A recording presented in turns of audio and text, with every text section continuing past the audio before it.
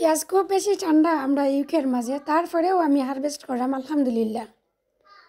আসসালামু আলাইকুম বিয়াজ, welcome to my channel. আশা রাখলাম আপনারা আজি যেখানে আসুন সকল খুব বেশি ভালো আসুন। আমিও আলহামদুলিল্লাহ ভালো আছি বিয়াজ, আমার ফ্যামিলিও ভালো।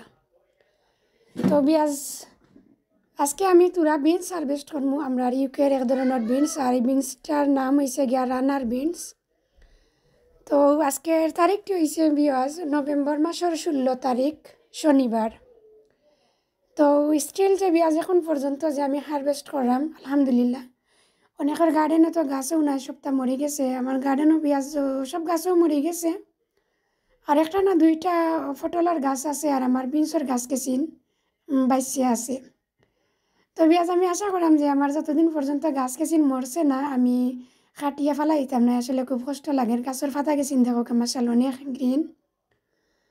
আর যেহেতু আমার অ্যালটমেন্ট আমার কোনো প্রবলেমও করে না, হয়তো আর ধীরে ধীরেও গাছ কেছিন মরুক, অসুবিধা নাই। ফ্রন্ট গার্ডেন হইলে তো পেঁয়াজ একটু ক্লিন করা লাগে, না হইলে তো একটু দেখতে সুন্দর লাগে না, একটু অগুচালু লাগে।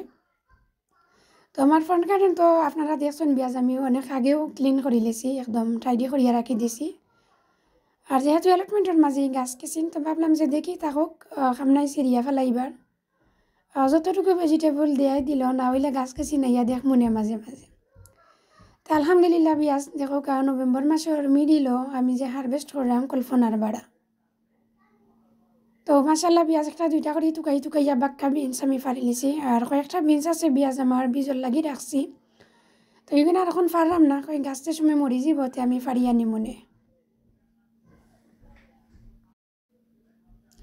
তো দেখো পেঁয়াজ এক সাইড তো আমি ফাড়ছি, ফাড়িয়া এখন এনাদার সাইডও আছি, ওখান তো আরও কিছু ফাড়ি লইমু। আর ফাড়ার পরে পেঁয়াজ আপনারা লগে আমি শেয়ার করি লিমু গরো গিয়া কতটা বিনস আমি হারভেস্ট করলাম।